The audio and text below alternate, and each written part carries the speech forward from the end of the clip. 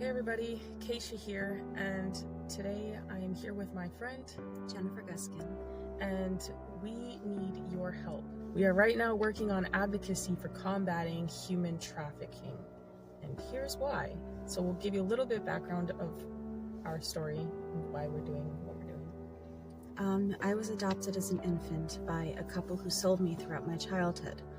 I have been to Epstein Island and on multiple Lolita Express types of flights as a child. After I went public, Child Protective Services opened a substance-exposed newborn case, even though all tests came back negative, and they told me that if I wouldn't stop posting on social media, I would never see my daughter again.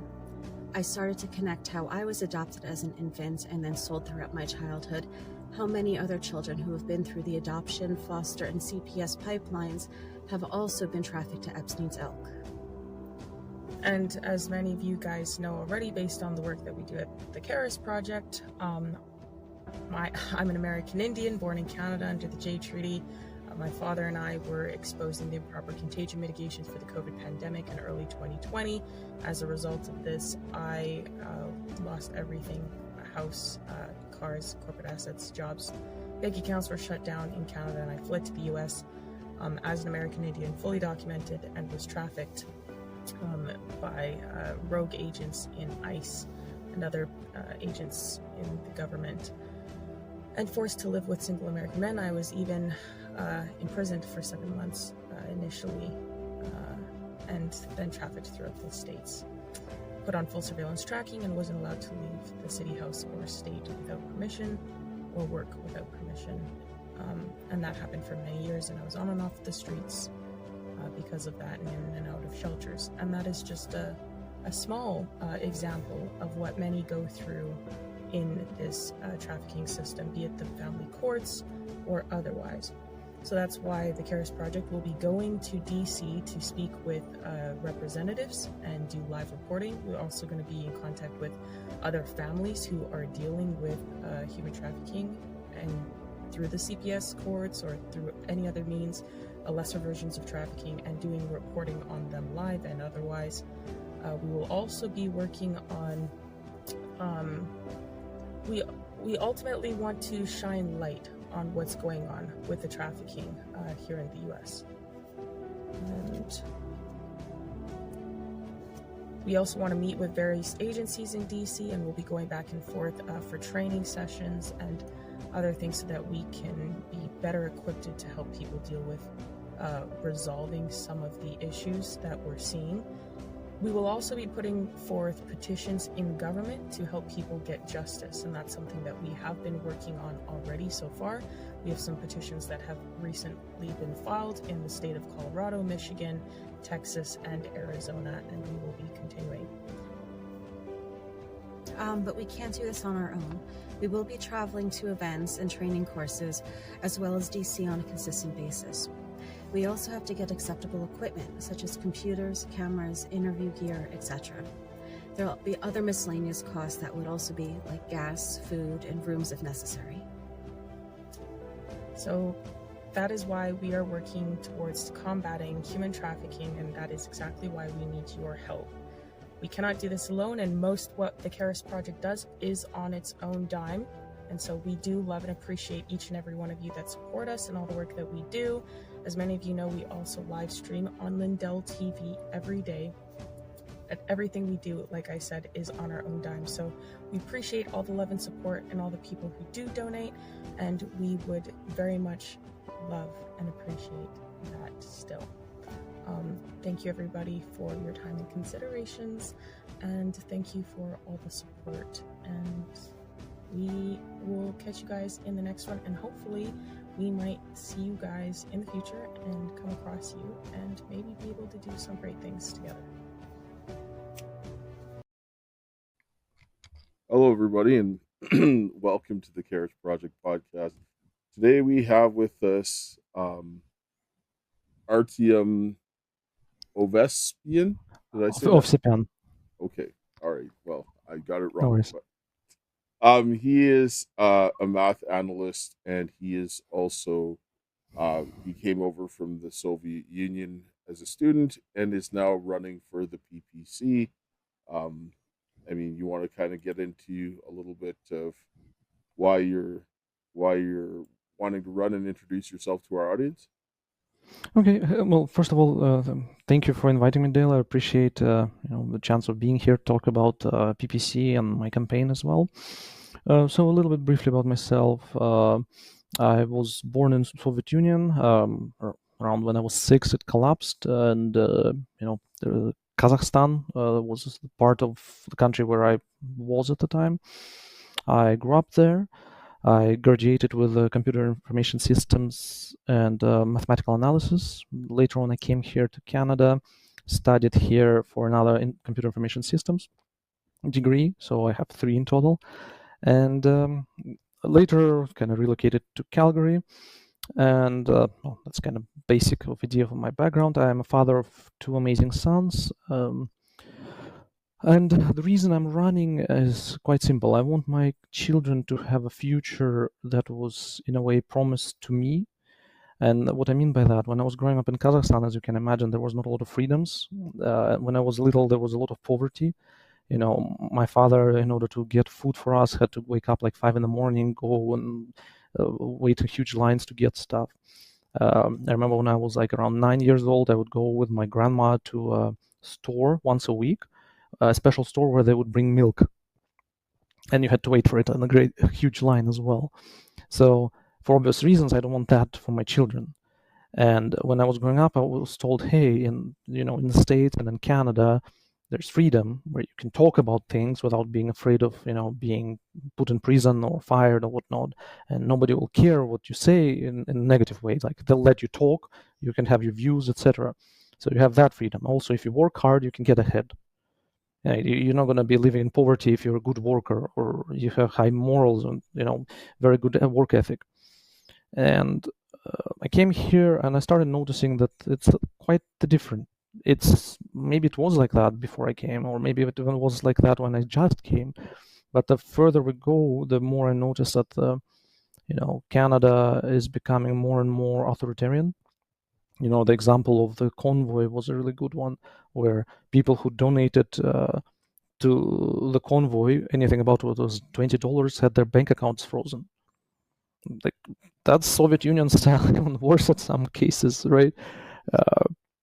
It was getting like you couldn't get on an airplane without having a shot done, and the whole vaccine thing, the way it was implemented, was a bit odd to me. How it was rushed and pushed, and you're not allowed to criticize it. I grew up, hey, in the West, you can criticize all you want, and it's your freedom, right? Part of the freedoms, Yes. but it wasn't there. So I got upset with it, and I've noticed that PPC was the only party talking about not just vaccines, but about other hot topics. Like in Canada, we have a big problem with migration, right? Migration Yes. levels are off the charts, and we have parties, liberals and conservative party, who are calling for the same amount of immigrants coming to here. They're not vetting them properly. It's just random people showing up and getting everything. You have refugees coming here, and they're not really refugees. They're just using this label on themselves to get in and get free money from my taxes at the end of the day. Yeah, so I get that. Like one of my brother-in-laws, he's from Poland, and he Mm-hmm. talked to me about what they were going through um back when it was under communism and so forth. And so I get it. So you must understand a lot of this stuff that was going on, because like, I mean, I got a lot of experienced tyranny firsthand myself. Like, my background is mechanical engineering, and I'm a technologist, and so I whistle blew like their engineering controls from the beginning, because I was like, you can't do this. I said, if I did this, I'd go to prison. I mean, if they don't do anything, right? Like, if I have to give somebody something, I have to make sure that it works, Right. right? And the government didn't give anything that works, and I was like, well, you're going to kill people that way, right? Mm-hmm. Well, they didn't like that, right? So I got arrested without warrant and all this kind of stuff, going into court against the RCMP and everything. And they should have shut everything down, because they violated the occupational health and safety laws, a whole lot of laws, and they just kept going. And after that, I was just like, yeah, we just turned into China. And it was validated the more that I saw with other people and the taking away of freedoms. And so I understand that you would know this from, like you said, you grew up seeing this, you saw that you couldn't talk, guys would get pulled Yep. away for saying things, and now you're coming into Canada seeing the same thing, doing this, and then you mentioned like with the immigration, like that's out of control. Like, I mean, no one's doing anything. Mm. From your take, the government that you saw for the last 5 years, what would you say? What does that remind you of?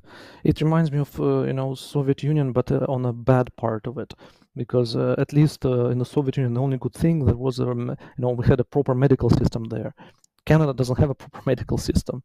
I'll get a lot of flack for it, but people always say, "Oh, Canadian medical system is better than the U.S." because you don't have to pay for it. Well, yeah, but you have to wait God knows how long, and you're still paying for it from your taxes, right? In reality, in Soviet Union and even right now in Kazakhstan, the medical system is better. That's a very hot topic for me personally, because like I had to go to a hospital with my at that time 2-year-old son. He fell down. He had a really big bruise on his head and bleeding. Had to have some stitches, and we sat for 7 hours in the middle of the night. Was that at the foothills or was that at Peter Lougheed? The children's hospital, the Foothills Children's. Oh, wow. Yeah, the children's hospital. 7 hours at night. You see, speaking of that, I grew up in Winnipeg, and when I was in Winnipeg was a smaller city than Calgary. And when I had left, there were 7 hospitals. When I came here, there were 3. And I was like, so you have 7 hospitals for, at the time, a city of like 750, 800,000 people.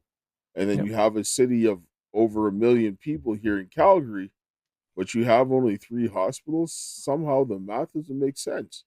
Exactly right. Yes. And Alberta Health Services has a huge budget and so forth. So you shouldn't be having this problem here at all. I agree with you, but Calgary was still is under control of the left-leaning politicians. The province up until the last election was under NDP, so I mean I'm not really surprised. Left-leaning politicians tend to spend the money on things that are not necessary or essential. They like bells and whistles. They don't like something that works, because if it works, that means it's bad. This is true, but I mean, at the end of the day, you still want to have things for people to use. And like you mentioned that you have a family. How old are your kids? Like, are they in school yet, or any of them in school? No, kind of just thankfully. So one of them is 4, the other one is a newborn. Okay. He's 2 months. Okay. Oh, awesome. Still little. The good age until they start talking back to you. Right? The 4-year-old does that already. Yes. I mean, I always used to tell my daughter sometimes, she's 28. I'm like, I liked you better before you were 2. when she's like getting angry, right? And so, but yeah, so when you look at the school system, for example, and what they're teaching in the curriculums, I mean, this insane policies that they're pushing about the whole gender ideology and all that kind of stuff. Like, I mean, what is your take on that? Well, I'll tell you a very interesting thing to consider. Even before the whole wokeness overtook the schooling system here in the West, the best mathematicians and programmers came from former Soviet Union countries. Look at a lot of prominent names. You'll find that pretty much all of them have some degree of Eastern Bloc countries to them. And the reason was because late Soviet Union was focusing on engineers. Like in school, you're studying school stuff. Like I grew up, I grew up already out of communist country, but it was authoritarian still, right, Kazakhstan. And we had the same president for like 21 years. And we didn't have any indoctrination in school. It was basic stuff, math, physics, chemistry, I learned also English language in my classes, etc. So there was no focusing on that. Here, whenever I look at some stuff they teach in schools, like you said, gender ideology, what gender are you today? Like, why? Why do you need that? Kids don't need that. Kids need to learn, geography, history, very important. But they don't teach history probably nowadays. It's probably too oppressive or something like that. No, they don't. And actually, even when I was in school, there are some things in history that I didn't get taught, and I learned as I traveled Canada. Like when I went down to the Maritimes, and then I went to PEI. I understood actually how Confederation actually went, rather than what they tell you in the history books, which they leave out the whole fact of how they brought them there and got them intoxicated for a long time before they actually signed to agree to start Canada. Like, you had a big party. John A. McDonald? Yeah. Yeah. Well, the funny thing is, like, even growing up in Kazakhstan, I learned quite a lot about world history, right? I knew by the time I graduated how America was founded. I knew, well, a little bit about Canada in general as well. European history was like, you pretty much knew every country, like what was going on in there. We had pretty much several months which were dedicated to each country individually almost. Britain, a big thing, Industrial Revolution and whatnot. France, the kings there, Germany to some extent, Poland, for crying out loud, and of course like Russian, because Kazakhstan wasn't a country until the Russian Empire came there. But we learned even that. And here people don't know their own history. For me, it's like, why I know more than you sometimes? What's wrong? I'm the immigrant. You should be teaching me those things, not the other way around. But no, unfortunately, it's quite sad actually. Yeah, they have to redo the education system here. It's a lot of kids when they come out of school, they don't want to learn. They don't want to. They want. Well, from what I Anyway, observed, the reason is simple. It's the leftists who took over the schooling system because, oh yes, again, look at the videos. And they don't want people to learn history because from history, people learn. If they don't know what happened before, they're much more prone to repeat the errors. And the error is, support leftism in general.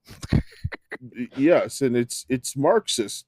Like, this is straight Marxist ideology. I'm like, because I watched them start to bloat the bureaucracy and so forth, and I was like, this didn't work in Russia. Why are you bringing this here?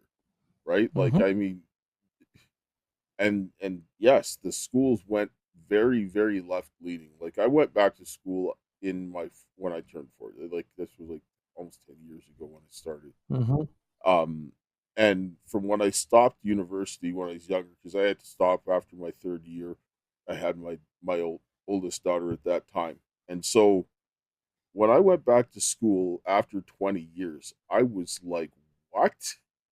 The Mm-hmm. stuff that they were teaching us now, I said, I told my program head, I said, if you brought this 20 years ago, you would have been laughed out of the establishment. You would have been stripped of every credential. No Mm-hmm. one would accept this. But Mm-hmm. now this is acceptable. I said, this is offensive. I said, I'm paying money for this. I don't want this. Like, this is Mm-hmm. nuts. And I feel sorry for these kids because they've been brainwashed from day one into this nonsense. Mm-hmm. I agree with you. Like, even what I caught when I was studying here at the university for my third degree, it was already going a little bit nutty. I'm sitting there listening, like, what, why? I'm paying good money for this. I came as an international student, right? I'm paying like triple of what the regular students pay, and I'm being taught some nonsense. Thankfully, it was only like a handful of classes, so it didn't really bother me that much. But even then, like, I shouldn't be paying for that. No, you shouldn't. You shouldn't have to pay for that kind of nonsense. And that nonsense, it's useless, right? Mhm. As far as I'm concerned, with what I see with schools, 80% of the degrees they can just disappear because they're just Oh, teaching nonsense, yeah, right? liberal, liberal arts and whatnot, and you need to learn arts. You don't need to learn liberal arts. I know, and a lot of the stuff they you don't necessarily need to do it. They need to have more functional stuff because I know that one of the things they looked at in engineering, a lot more students are spending more time in school, spending more hours a day in school, but they're yielding worse students that are less job ready today than they were, say, 10 years ago, right? Well, 20 yeah, years ago. because also they're focusing on the outcome, so to say, when everyone gets a good grade instead of, hey, you need to work for it hard. Because, some they'll say, oh, it's oppressive or whatnot. What matters is, merit. If you're good at it, that's good, right? But the schools here they're going nutty about how, oh, we need to, because I don't know, this student is failing in the class, instead of just fail him, we're gonna lower the bar for everyone. Well, how is it good? And of the day, you, especially as an engineer, can imagine, right? if they lower the bar for, let's say, aircraft engineers, I don't want to fly at that point. Thank you. I'll walk. No, you don't, because that's how you kill people. Like Right? literally. Well, look at Boeing, right? What happened there? They started promoting DEI, going crazy with it, and you saw, like, what was it, like 5 or 6 accidents with airplanes happening one after another. People are laughing at Boeing nowadays. And the problem with DEI, let's just for example, DEI actually suppresses the best and brightest in other places so that they could try to justify having to sit down and say that we need to help people. This is how they do it. DEI is extremely bad. And even the people Mhm. that they're saying that they're trying to help, I watch them do this. They have capable black people and capable other Mhm. minorities, and they suppress the hell out of them so that Oh they yeah. can't get where they need to go. And they're like, oh, well, we need to come in and help you and have these programs. And then they don't take the people Mhm. that were good, they take the people that are incompetent and they push them up the ranks. And then they'll do whatever they want because they know they have no business being there in the first place. Right? Well, I'll throw this one at you, right? I'm considered a white person under the whole DI thing, but nobody takes in consideration that I'm, Armenian, half Russian from Kazakhstan. What benefits do I have? I grew up in a poor country. I don't have anything, in my background where I'm super rich and I, uh, inherited my wealth. I've worked everything all the way down from scratch, so to say.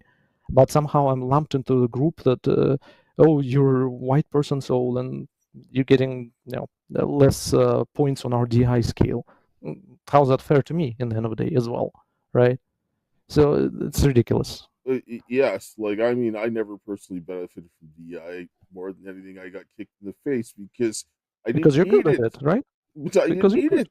Yes. Mhm. And then being a Christian, they were just like, no, sorry. Like, right? Like, I could be anything. And they'd be like, yes. But they expect me coming in that I should be a Marxist. And I'm like, I'm sorry. I don't like communism. Right? Like, I don't. Like, why should I get something? Why should everybody get the same when you're putting out harder work than somebody else? That's not Mhm. right.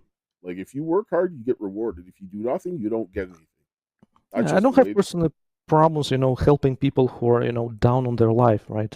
Some support net, so to say. I'm totally fine with that. But the way modern leftism works, it's like, instead of helping those in the bottom, it's like, oh, we're gonna screw up everyone on top, everyone, and Yes. put them on the bottom, and then we'll help them keep them there, though. That's the whole thing. They punish the people who are working hard. Mm-hmm. This is what ends up happening, and I've been Mm-hmm. experiencing this like crazy. And I don't want this. I don't want that hindrance because I don't want to be punished so that you can sell your policy. I don't care. Just let Uh-huh. me be. Right? Yeah, sure, help those people who want help, but don't sit there and push people and then sit down and say, "Oh, by the way, we'll just give you a check to be poor and underprivileged." Yep. No, no, right? This is madness. Well, this is how they keep people under control, right? Keep everyone. That's what's done in the early Soviet Union as well. Keep everyone poor, keep everyone hungry, and just give them scraps so they can, they don't die, but nothing else. And that's all you Obedient. yes, and that's all you can focus on because you're just scraping to meet your basic needs. Exactly. And so, like, speaking, let's go a little bit on the economic policy since we're Of course. talking about poverty, because Canada went from being on par GDP with the United States, like when Justin Trudeau went into office, so when the Liberals took power. So between that was what 2015. So, but between then and now, we're poorer than the poorest state in the United States. Alberta and Ontario are poorer than Mississippi. What are you guys going to do to change that? Should you be elected? Well, the idea is we're going to have our own Doge, so to say, government efficiency, make sure there's less spending that doesn't need to go. Max just a couple of days ago actually posted his plan, pretty much step by step. We have around 50 billion to 60 billion deficit right now, and if we cut spending, Max elaborated on, we pretty much eliminate the deficit in 1 year, not even one term of the government, 1 year. That's all it would take. And after that, the idea is, to help people by getting rid of taxes that are necessary. A lot of taxes have been implemented, in Canada in the, last 20 years. They can go away. The carbon tax. I mean, the CPC, the Conservative so-called party, is talking about how they're going to remove the carbon tax, which liberals technically did. But Pierre Polver says that we're going to stay within Paris Accords, which means there will be a tax. It's just not going to be called carbon tax. There will be a tax in the background, so you don't pay attention that it exists. You're still going to get a cut to your paycheck on that, but don't notice. Keep working, keep paying. Yes. And what they need to do is to have that contracted out to the private sector, because you don't want to just have bureaucrats taking it over like what are there right now. All those guys, most of those bureaucrats that are in Ottawa, they need to be fired. Like, oh, for sure. And again, this is what part of what we're supporting, right? For our CBC, the Canadian Broadcasting Corporation, they're getting like, what was it, $1 to $2 billion a year from the government, which makes them, government mouthpiece at the end of the day, which is highly interested in keeping the powers that be. And we're eliminating that. I mean, that's already like what, 15%? Well, not 15, sorry, 2% of total deficit. I mean, that's pretty good, if you ask me. Well, yes, and it's like we're getting state-run media. Like, I mean, it's a propaganda arm, and even Trudeau publicly said that I'm paying for good press. I'm like, I would defund it if they want to keep like the documentaries and make the the Canadian short films that they used to make. Sure, that's great, but for everything else, no. Yeah, right? The documentaries by all means, history by all means. Let's investigate how amazing Alberta is, for example. Sure. Anything else? $0 from the government. Zero. That's exactly what I say. If you can't cut it getting advertisers because you're not putting a good product on, because CBCUs used to be fairly decent. Now it is completely deplorable. Like, I mean, it is. I mean, CNN level. I can't even begin to explain how bad it is. Like, now it's just they just parrot what they say in Ottawa, right? Like, and you can't. Like I said, mouthpiece of Ottawa, essentially. That's exactly it. So I agree that they need to have a defunding. Well, right now we'll take a short commercial break here. We need to hear from Mike Lindell and so anybody who wants any My Pillow stuff. So we'll be back after the short break. I hear every day about the products you all wish My Pillow carried. Well, guess what? We probably do. Slippers, bathrobes, pet beds, blankets, mattresses, sleepwear, loungewear, duvets, comforters, pot holders, aprons, oven mitts, and so much more. And they're all on sale. For example, get our best-selling standard My Pillows for only $14.98. Body pillows, $29.98. 6-piece bath towels or kitchen towel sets, just $29.98. Multi-use My Pillow 2.0s with pillowcase, $9.98.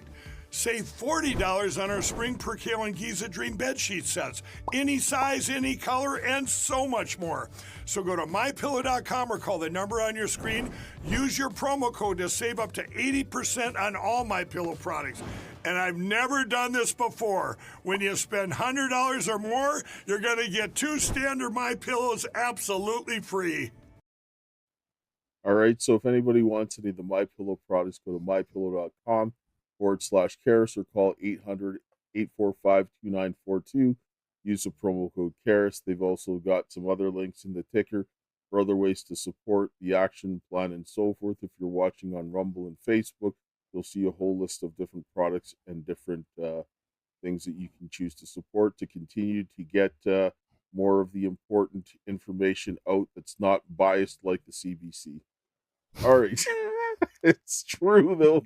I mean, you get more information from outside of the CBC that is accurate. It shouldn't have to be that way, but I guess that's the way it is, and I guess better for other people to get it through the grassroots. And so, coming back to now, like back to sort of the politics. So, what was the turning point for you where you decide, okay, I need to go and do something. I need to run for politics? It's kind of tough in a way. Like, I was like myself more conservative, you could say, all this time, and I was observing the elections one after another since Trudeau came to power, and I've noticed that the Conservative Party says one thing but never follows up with it. Then they had the leadership race where Max actually was supposed to win, but then surprise, surprise, a bunch of ballots came in late at night, and then they were destroyed after counting, which left an unpleasant taste in your mouth, so to say. And I'm like, that doesn't seem right. So I was a bit more hesitant supporting the Conservative Party. And closer to this last couple years, I started again noticing that they're not doing what they're supposed to. Max went out himself to support the truckers when the Conservative Party was, hiding away and pretending the problem doesn't exist. So when I heard that the Conservative Party is looking for candidates, I'm like, certainly Conservative. Talking a lot. People's Party of Canada was looking for candidates. I'm like, this is my chance. I'm gonna try. If it works, it works. Why not? So I applied, and yeah, because there's a saying: you want something done well, you do it yourself. So I figured I can do it myself. And what's important, I want to try and fix the country. And doesn't matter if I will be able to or not. In every day, if my children later on in life ask me, "Hey, Dad, did what did you do to improve the country?" I can say I tried. I don't want to be, I didn't do anything. I just voted for lesser of two evils, so to say. But why bother voting for an evil when you can be a good force of good yourself? Well, yes, and like I went and I ran for the Buffalo Party of Saskatchewan last year, and a lot of the same things that were happening with Max and the people PPC was happening to me and the Buffalo Party. We ended up getting so much suppression. The media were running hit pieces, like they had candidate forums that I was excluded from, and so forth. And you just watch the suppression, and like Max is not really getting any attention from the mainstream media. They excluded him from the leadership debates and changed the rules and all of these things. And I have to sit down and say, okay, well, even if I didn't like what the PPC had to offer, I couldn't sit down and say that that would be the right thing to do. It didn't matter who it was. You can't do that. That's election Right. interference. Exactly. And again, like I really like majority of policies of PVC, so I can't even say the one I don't like, just maybe varying degrees at most. But majority of them are much closer to me than the supposed Conservative Party. Again, my favorite example was uh, Conservative Party talks about immigration that we need around 250,000 a year. Liberals saying 300,000. Where is the difference? Where is the difference? This is the point where I sit down and say immigration. We have too many already that they've just opened the floodgates. I remember last year by July, we had over 1 million immigrants come in by July of last year, right? In the first 7 months. I'm like, that's 4% of our population or 2.5% of our population. Like we have 40 million people. We can't do that. We have nowhere literally to put them. It's Exactly. not fair to us, nor is it fair to them to bring them and make them homeless, because some of them had homes. A lot of them had homes where they came from, and then they brought them here to a place that's more expensive, and now you're homeless. Well, it also helps crime grow because those people, well, some of them are more prone to crime, and some of them just don't have any other choice. So I mean, how does that help anyone in the end of the day, right? Downtown Calgary was pretty bad with crime for a very long time because people come here and the only place they can go is downtown Calgary. Where else are they going to go? Yes. And I mean, this is where I don't care where somebody's from. If you're going to come from somewhere, you need to follow the law. If Yep. you have a respect for the law, and some of the people that I've worked there, because I was a heavy duty mechanic before I got into engineering, and I saw what was going in the trucking industry. They were bringing people here and I watched guys that brought them over. They couldn't speak English. They kept them segregated, so they had no idea of what rights they had, and they were Mm-hmm. running them the same way like they would run them in India, where they have a caste system, and then they have no respect for those guys. They don't have like the same type of laws to protect workers or any of that stuff. And they're doing that same thing over here. Like I worked at a company, they told me to go up there with in an unsafe condition, and I said no, no. And I said, Mm-hmm. you better do this, right? And things like that. When they asked me to do things, I said no, because I said I can't do that in good conscience. Because there's also the ramifications. And then when it ended up happening, one of their trucks lost a set of dualies, and there you go, right? Yeah, again, there's this whole problem there, right? The lack of integration. A lot of people who come here, they don't want to integrate, or they're not even asked to integrate. Oh, just be yourself and keep on. Like, but that's not a good country. How it's made. A good country is made by integrating people who came here. Like, okay, let's say I came from again Kazakhstan, right? Uh, Former Soviet Union, so you can say Russia, whatever. I don't come here drinking vodka, going outside and screaming at people, playing balalaika and riding a bear or something like that. Although it probably would make some people laugh, but in the end of the day, I'm pretty much Canadian now, right? I speak the language. Yes, I have accent, but well, that's about it. I didn't bring any weight with me, so to say. All I brought with me was an outlook how to improve the country, not how to make it how to my former country was in its worst parts. If anything, I'm trying to bring the good parts. Yes, and like I mean, like with my family, my family, my mother came to Canada before I was born. She was in the British Commonwealth for a long time, and I mean, she's like, okay, well, I was born here. She's like, well, you just have to be Canadian because this is the way it is. Like, because Mhm. her father's taught her is like when you're in Rome, you do as the Romans do. You kind of Yeah. adopt there so that you're not going to have issues. Sure, can you cook your ethnic food at home? Sure, who cares? Nobody's telling you not to. But it's Mhm. not like if you came from a lawless place, you're not going to come here and carry that lawlessness here. That's just not the way that works. But the problem, liberal government encourages that because they use that as a tool of control. Oh, look, the crime went up and there's more shootings. That means we need to take away your guns because that's going to keep you safe, right? But look at what Sam Cooper and what was that? Mike Krajcik, I think his name is um, Krajcik or something, a guy out of Ottawa. He reported, and then Sammy's from Vancouver, I think. They reported that he was taking money from people that were like fentanyl kingpins, like drug kingpins, right? Mhm. And so when you're looking at the fentanyl crisis that's out of control, you look at all the issues that are going on, and then you're listening, they're talking about our MPs under control of China and other places, and they're like open about this. Well, what do you expect? They're not working for our interests. Like Mhm. how so I mean, this is why we need like common sense policies. So what do you guys what do you guys would do to tackle the fentanyl crisis, which is going out of control? Well, the simplest thing to do and first thing is to make sure we have a secure border because a lot of it is coming from abroad. There is some speculation that it could be coming from China. There's some stuff coming from the States because there's no the border is Swiss cheese and anyone can go in and out. So if we make the border, more stronger, which is what Trump is demanding us, and which is why he's putting, tariffs on us, it will benefit everyone.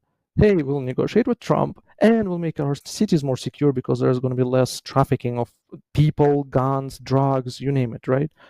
So that's the first thing to do. Then after that, obviously, make sure that this whole previously popular defund the police needs to go out the window.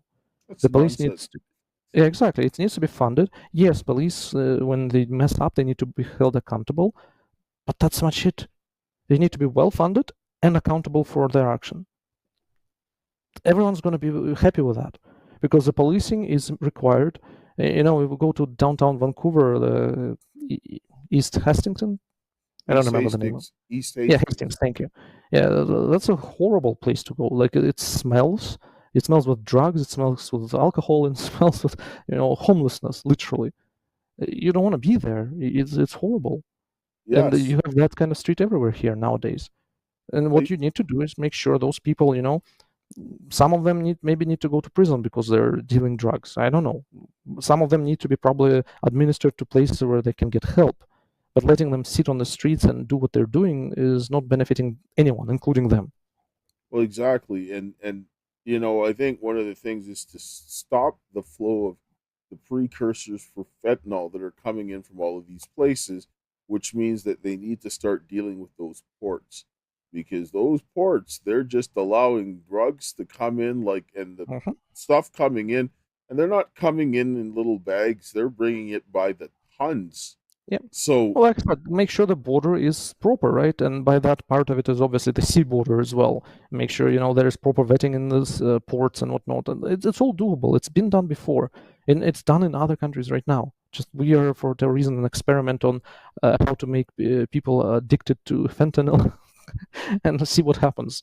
yes, because the trafficking problem in Canada is out of control as well, and it's tied to the drug traffic. I mean, the drug trafficking, because when you look at Vancouver, the amount of drugs that they're just going over there, and all those legalized drugs are coming across Canada, right? Mm-hmm. And then when I was looking at a statistic, it was like 90% of the trafficking victims in Canada are Canadian.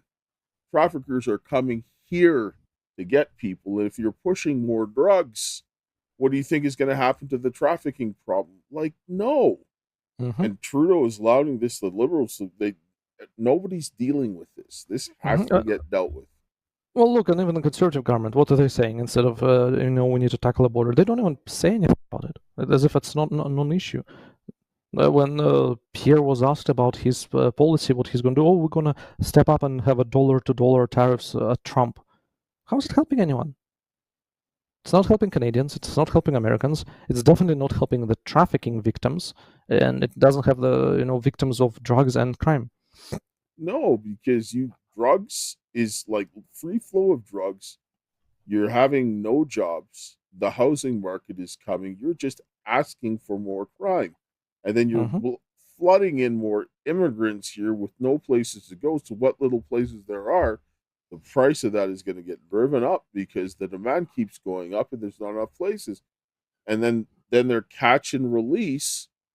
And then law enforcement is not getting the money that they need to do what they need to do. And when they do, they have a bunch of they allow the corruption to go ahead, but they don't let the guys that want to actually go and do their jobs. And well, simple as like 5 years ago when I was still in that Vancouver area living there, there was a problem with Somali gangs shooting at Indian gangs. I'm sorry, why is that a problem in Vancouver? Right? It shouldn't be happening. There shouldn't be such a thing as a Somali gang. There shouldn't be a problem like an Indian gang. And yet that happened, and well, that was reported as, oh, it's just another day in the big city. Just ridiculous. And also, like you said, a lot of those politicians, especially sitting there in the parliament, their salaries are huge.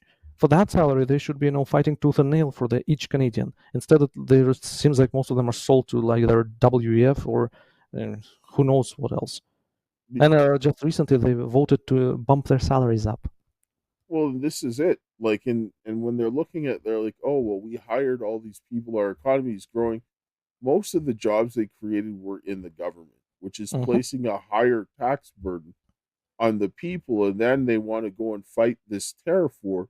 And that tariff war wouldn't have been an issue if we cleaned up our own backyard. Exactly. Also, like for your listeners, I'd like to mention the current salary of an MP in Ottawa is what was it, 223,000 a year? That's a pretty good salary, if you ask me. That's without the bonuses and additional expenditure. Yes, like the travel expenses and all of these other things that they get to pay for. And a lot of them are traveling on the taxpayer dollar and so forth. And this is one of the things that I actually decided to throw into my campaign. I'm willing to donate up to 20 grand to the community. So either a charity that works within the community, so Calgary Confederation, or help build a park for kids or something like that. So getting some of that money back to the community, because I think the salary of 223,000 is a bit too big. and it's not fair for Canadian citizens. Yes, and especially when they get a lot of the other perks as well and so forth. Well, again, I wouldn't mind it if they were actually working hard to make our interests, at heart. Yes, they want my future to be great here, and they're doing everything they can. Fine, I'll bite it. But they're doing everything opposite of that. They're bringing more crime. They're lying in my face. They're telling Canadians they should be ashamed of being Canadians. Like, why would I want that? Well, you have to provide value for what you're paying, and you're not getting it because there are Mhm. people in the private sector that make more money than that, but they're justifying their existence by the work that they're delivering Mhm. because private companies can't afford to overpay people. They Right. can't, right? You don't make money that way. So why are we running our country like we can afford to overpay people? Especially those people who openly hate the country itself. Well, if you hate the country, you shouldn't be in government. That's I agree with you. I agree with you. But here we are. We have a unknown amount of MPs who've been caught, working on foreign governments. The report hasn't been released, so we don't even know who exactly. We know it's a few of them. So, in that sense, voting for PPC is safe. PPC is not in that report. well, that's the whole thing. Like I looked at the foreign interference, and they wouldn't even tell you. But then on top of it, CIS is like, well, we can't do anything because we have to go to the government to ask them for the power to investigate. You mean the ones that are controlled by the Mhm. foreign agents? You have to go to those people to ask for the power to investigate them, Yeah, right? right. And this is where like even all of this stuff that we had that you can go back to what happened at the Winnipeg BioLab, right? You see what they were doing. They had somebody coming in from China that had connections to the People's Liberation Army. They get escorted out. They send that stuff over to Wuhan, and I have documentation that demonstrates the Nipah virus that they did ended up showing up in the spike proteins that were put together with Peter Daszak and the EcoHealth Alliance. I reported this all out a couple of weeks ago. And then you have the conservative government that talks about the what that was going on and said all of this stuff. But what ended up happening about that? Nothing. That's Mhm. crime. And Trudeau was and his government were covering it up. Mhm. Well, the problem is not even him covering it. Of course, he will be interested in covering it up. The problem is the official opposition is not even trying to bring that up because they're in bed with him. They're Well, liberal that's lights. It's a uniparty. It's an end of the day uniparty, and this is what I've been trying to tell people when I go out, collecting signatures and talking about PPC. It's not liberal versus conservative. It's a uniparty versus People's Party essentially. well, that's the whole thing. We have to send. I tell people are like worried about vote splitting, and this is my take on it. I sit down and say, as far as I'm concerned, all 338 that were there the last 5 years did nothing to help Mm-hmm. Canadians. They didn't do Mm-hmm. enough. They didn't go far enough. The opposition didn't go far enough. The other people just continued to just jump around and side with Trudeau to push things. Like what happened with the when they talked about what happened at the trucker convoy when they had the hearings for that. That was a joke. Yeah. They need to have some change. We need change. I don't care who it is. Work for Canada. That's really Mm-hmm. it. Not that hard, right? No. So, what is your stance on what your vision would be to go in and start like correcting some of these things? Well, I mean, depends on how about it? Depends on if we get in the parliament and if we're a majority or versus minority. We tell people that we, as People's Party, like even if it's just one person in the parliament, we are able to hold accountable the conservatives because the main kind of takeaway that's being pushed around is that we are like the conservative party. In reality, it's a little bit different, but we do have a lot of overlap with them.